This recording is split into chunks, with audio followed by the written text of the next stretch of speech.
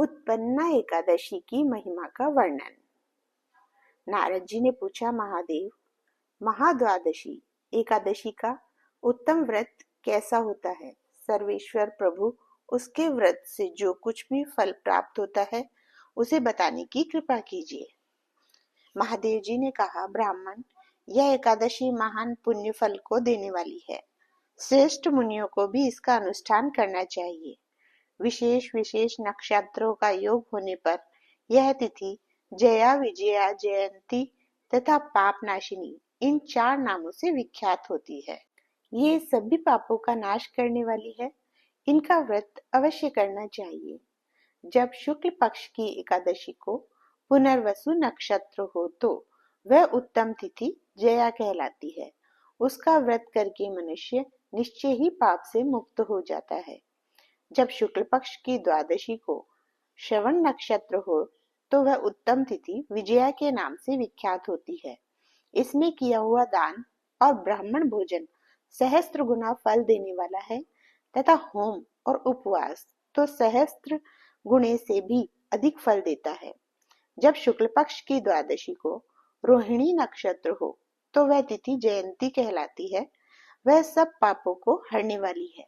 उस तिथि को पूजित होने पर भगवान गोविंद निश्चय ही मनुष्य के सब पापों को धो डालते हैं। जब कभी शुक्ल पक्ष की द्वादशी को पुष्य नक्षत्र हो तो वह महापुण्यमयी पापनाशिनी तिथि कहलाती है।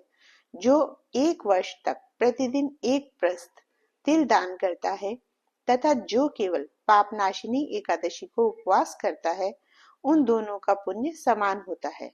उस तिथि को पूजित होने पर संसार के स्वामी सर्वेश्वर श्री हरि संतुष्ट होते हैं तथा प्रत्यक्ष दर्शन भी देते हैं।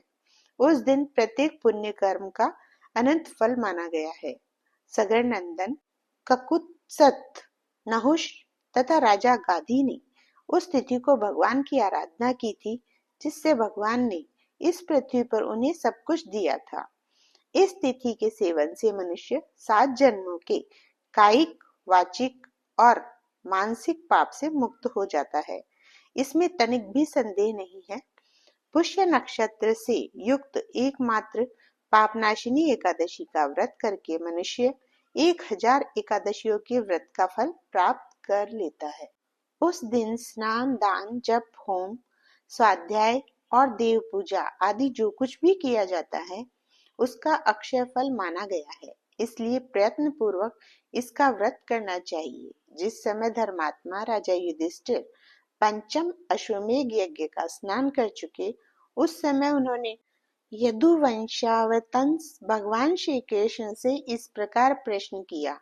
युधिष्ठिर बोले, प्रभु, नक्त व्रत तथा एक भुक्त व्रत का पुण्य एवं फल क्या है?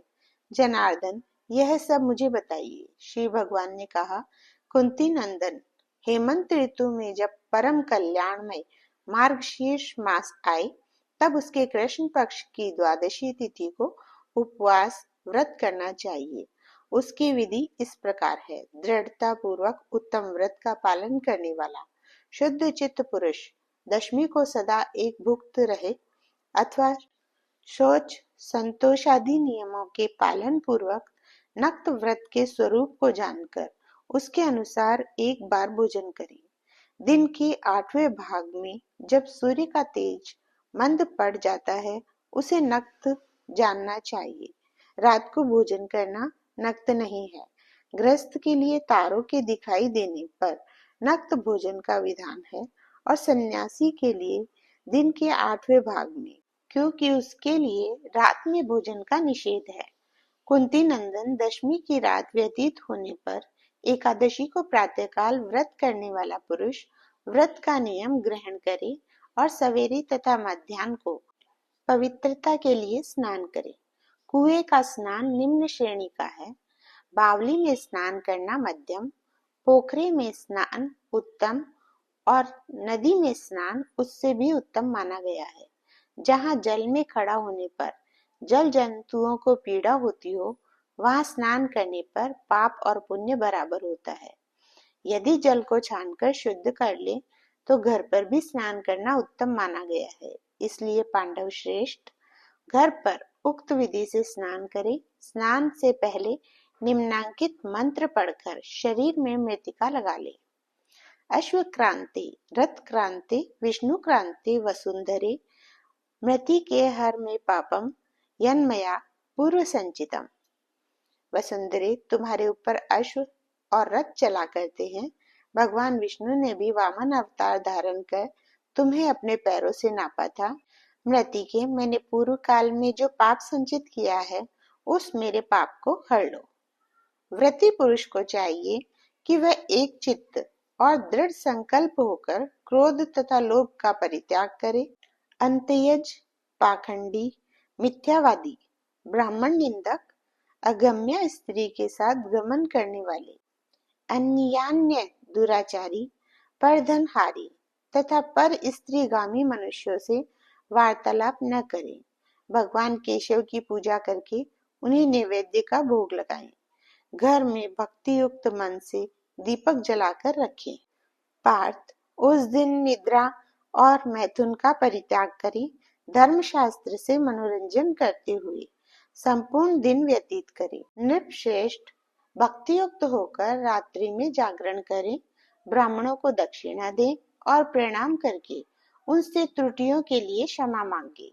जैसी कृष्ण पक्ष की एकादशी है वैसी ही शुक्ल पक्ष की भी है।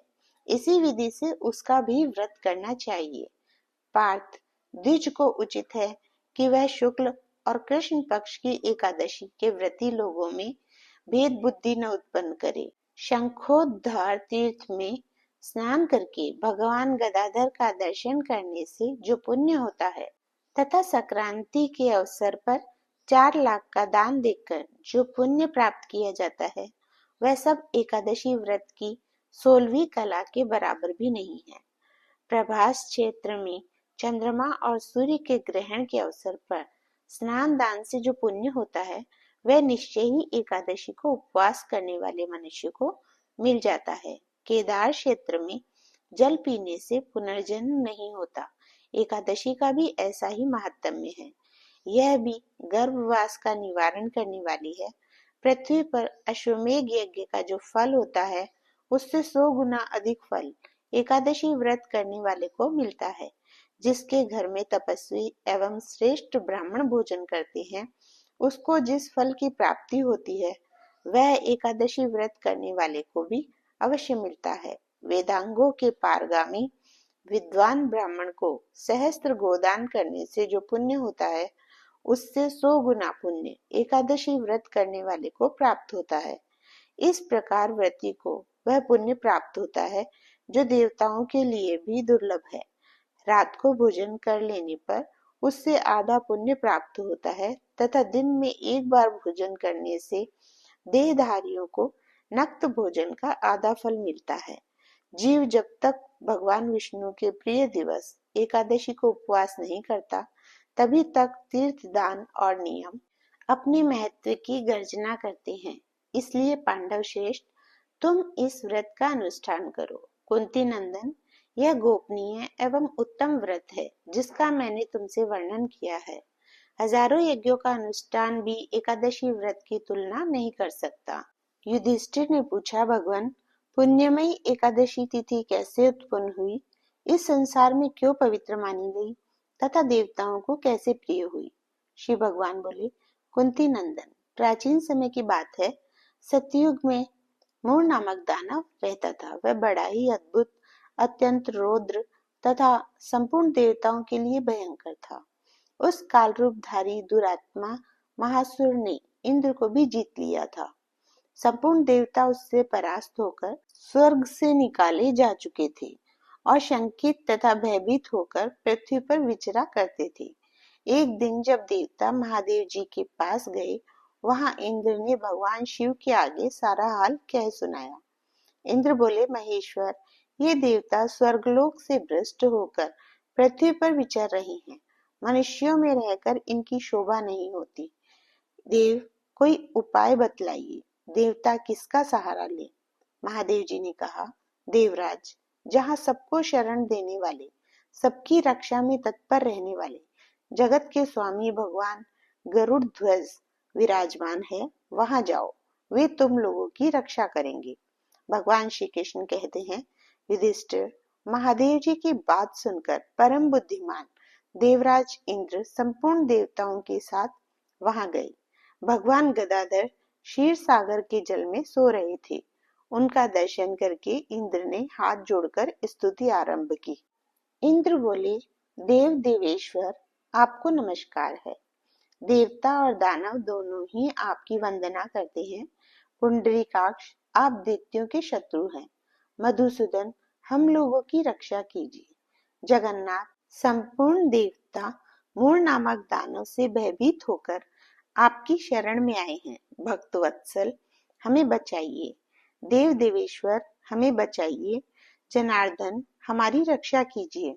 रक्षा कीजिए। दानवों का विनाश करने वाले कमल नयन, हमारी रक्षा कीजिए। प्रभु, हम सब लोग आपके समीप आए हैं, आपकी ही शरण में आ पड़े हैं।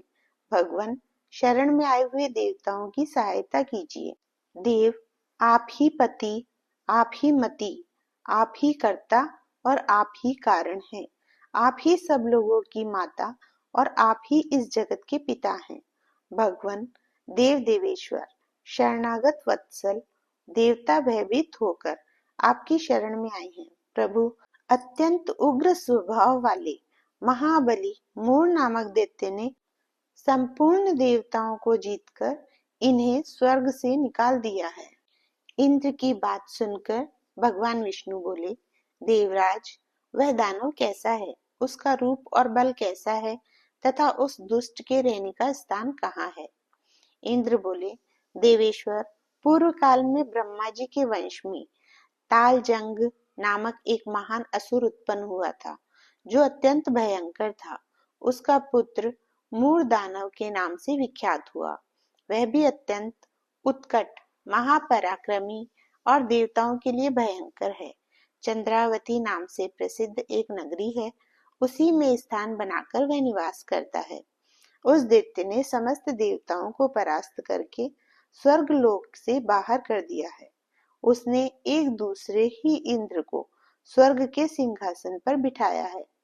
अग्नि, चंद्रमा, सूर्य, वायु तथा वरुण भी उसने दूसरे ही बनाए हैं। जनार्दन, मैं सच्ची बात बता रहा हूँ, उसने सब कोई दूसरे ही कर दिए हैं। देवताओं को तो उसने प्रत्येक स्थान से वंचित कर दिया है। इंद्र का कथन सुनकर भगवान जनार्दन को बड़ा क्रोध हुआ। वे देवताओं को साथ लेकर चंद्रावतीपुरी में गए। देवताओं ने देखा दैत्यराज बारंबार गर्जना कर रहा है। उससे परास्त होकर संपूर्ण देवता दसों दिशाओं में भाग गए। अब वह दानव भगवान विष्णु को देखकर बोला, खड़ा रह, खड़ा रह। उसकी ललकार सुनकर भगवान के नेत्र क्रोध से लाल हो गए। वे बोले, अरे दुराचारी दानव, मेरी इन भुजाओं को देख। यह कहकर श्री विष्णु ने अपने दिव्य बाणों से सामने आए हुए दुष्ट दानवों को मारना आरंभ किया। दानव भय से विवल हो उठे। पांडुनंदन, तत्पश्चात श्री विष्णु ने दैत्य सेना पर चक्र का प्रहार किया। उससे छिन्न भिन्न होकर सैकड़ों योद्धा मौत के मुख में चले गए। इसके बाद भगवान मधुसूदन बद्रिकाश्रम को चले गए। वहां सिंहावती नाम की गुफा थी, जो 12 योजन लंबी थी। पांडुनंदन, उस गुफा में एक ही दरवाजा था। भगवान विष्णु उसी में सो रहे। दानव मूर भगवान को मार डालने के उद्योग में लगा था। वह उनके पीछे लगा रहा। वहां पहुंचकर उसने भी उसी गुफा में प्रवेश किया। वहां भगवान को सोते देख उसे बड़ा हर्ष हुआ। उसने सोचा, यह दानवों को भय देने वाला देवता है, अतः निसंदेह इसे मार डालूंगा। युधिष्ठिर, दानव के इस प्रकार विचार करते ही भगवान विष्णु के शरीर से एक कन्या प्रकट हुई, जो बड़ी ही रूपवती, सौभाग्यशालिनी तथा दिव्य अस्त्र शस्त्रों से युक्त थी। वह भगवान के तेज के अंश से उत्पन्न हुई थी। उसका बल और पराक्रम महान था। युधिष्ठिर, दानवराज मूर ने उस कन्या को देखा। कन्या ने युद्ध का विचार करके दानव के साथ युद्ध के लिए याचना की। युद्ध छिड़ गया। कन्या सब प्रकार की युद्ध कला में निपुण थी। वह मूल नामक महान असुर उसके हुंकार मात्र से राख का ढेर हो गया। दानव के मारे जाने पर भगवान जाग उठे। उन्होंने दानव को धरती पर पड़ा देख पूछा, मेरा यह शत्रु अत्यंत उग्र और भयंकर था, किसने इसका वध किया है? कन्या बोली, स्वामी, आपके ही प्रसाद से मैंने इस महादैत्य का वध किया है। श्री भगवान ने कहा, कल्याणी, तुम्हारे इस कर्म से तीनों लोकों के मुनि और देवता आनंदित हुए हैं। अतः तुम्हारे मन में जैसी रुचि हो उसके अनुसार मुझसे कोई वर मांगो। देव दुर्लभ होने पर भी वह वर मैं तुम्हें दूंगा, इसमें तनिक भी संदेह नहीं है। वह कन्या साक्षात एकादशी ही थी। उसने कहा, प्रभु, यदि आप प्रसन्न हैं तो मैं आपकी कृपा से सब तीर्थों में प्रधान, समस्त विघ्नों का नाश करने वाली तथा सब प्रकार की सिद्धि देने वाली देवी हो। जनार्दन, जो लोग आप में भक्ति रखते हुए मेरे दिन को उपवास करेंगे उन्हें सब प्रकार की सिद्धि प्राप्त हो। माधव, जो लोग उपवास, नक्त अथवा एक भुक्त करके मेरे व्रत का पालन करें उन्हें आप धन, धर्म और मोक्ष प्रदान कीजिए। श्री विष्णु बोले, कल्याणी, तुम जो कुछ कहती हो वह सब पूर्ण होगा। भगवान श्री कृष्ण कहते हैं, युधिष्ठिर, ऐसा वर पाकर महाव्रता एकादशी बहुत प्रसन्न हुई। दोनों पक्षों की एकादशी समान रूप से कल्याण करने वाली है। इसमें शुक्ल और कृष्ण का भेद नहीं करना चाहिए। यदि उदय काल में थोड़ी सी एकादशी, मध्य में पूरी द्वादशी और अंत में किंचित त्रयोदशी हो तो वह त्रिस्पर्शा एकादशी कहलाती है। वह भगवान को बहुत ही प्रिय है। यदि एक त्रिस्पर्शा एकादशी को उपवास कर लिया जाए तो 1 सहस्त्र एकादशी व्रतों का फल प्राप्त होता है तथा इसी प्रकार द्वादशी में पारण करने पर सहस्त्र गुना फल माना गया है। अष्टमी, एकादशी, षष्ठी, तृतीया और चतुर्दशी ये यदि पूर्व तिथि से विद्ध हो तो उनमें व्रत नहीं करना चाहिए। पर वर्तिनी तिथि से युक्त होने पर ही इनमें उपवास का विधान है। पहले दिन में और रात में भी एकादशी हो तथा दूसरे दिन केवल प्रातःकाल एक दंड एकादशी रहे तो पहली तिथि का परित्याग करके दूसरे दिन की द्वादशी युक्त एकादशी को ही उपवास करना चाहिए। यह विधि मैंने दोनों पक्षों की एकादशी के लिए बताई है। जो मनुष्य एकादशी को उपवास करता है वह बैकुंठ धाम में, जहाँ साक्षात भगवान गरुड़ ध्वज विराजमान है, जाता है। जो मानव हर समय एकादशी के महात्म्य का पाठ करता है उसे सहस्त्र गोदानों के पुण्य का फल प्राप्त होता है। जो दिन या रात में भक्ति पूर्वक इस महात्म्य का श्रवण करते हैं वे निसंदेह ब्रह्म हत्या आदि पापों से मुक्त हो जाते हैं। एकादशी के समान पाप नाशक व्रत दूसरा कोई नहीं है। जय हो उत्पन्ना एकादशी की।